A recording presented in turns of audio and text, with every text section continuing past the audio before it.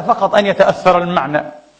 يروى عن ابن عباس هذا نبأ السلقلقية رضي الله عنهما أن امرأة أتت أبا الحسن عليه السلام فقالت له: إني لأبغضك ولا أحبك.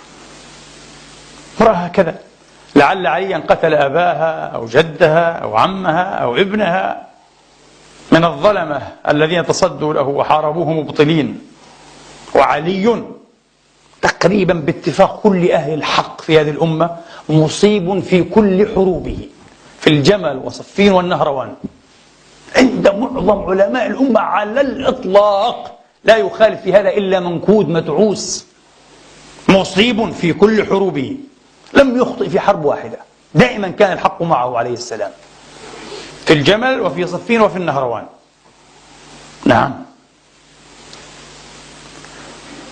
قالت له: أنا أبغضك ولا أحبك. قال لها: فأنت إذن سلقلق، فأنت إذن سلقلق. قالت: وما السلقلق؟ قال لي رسول الله صلى الله عليه وسلم أي مرة أو ذات مرة: يا أبا الحسن، لا يبغضك من النساء إلا السلقلق. فقلت: يا رسول الله وما السلقلق؟ قال: التي تحيض من دبورها، منحرفة الطبع والخلقة وإلى اليوم لا ينحرف عن آل البيت، لا يستشعر الانحراف فضلا عن البغض لآل البيت إلا منحرف مطعون، إما في رجولته، إما في إيمانه، إما في طبيعتها، إما في خلقه، إما في شخصيته، لا يكون شخصا طبيعيا. أنا أقسم بالله على هذا، لا يبغض عليا وأهل البيت رجل أو امرأة يكون طبيعيا.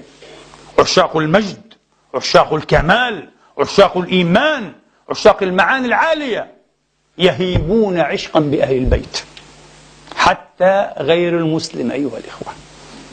هذا هو.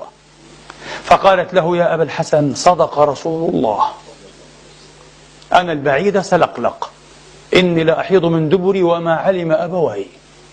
صدق رسول الله، لذلك أنا أبغضك، أنا أبغضك. يا حسرتنا على أمة محمد، يا حسرتنا أيها الإخوة، كما قلت لكم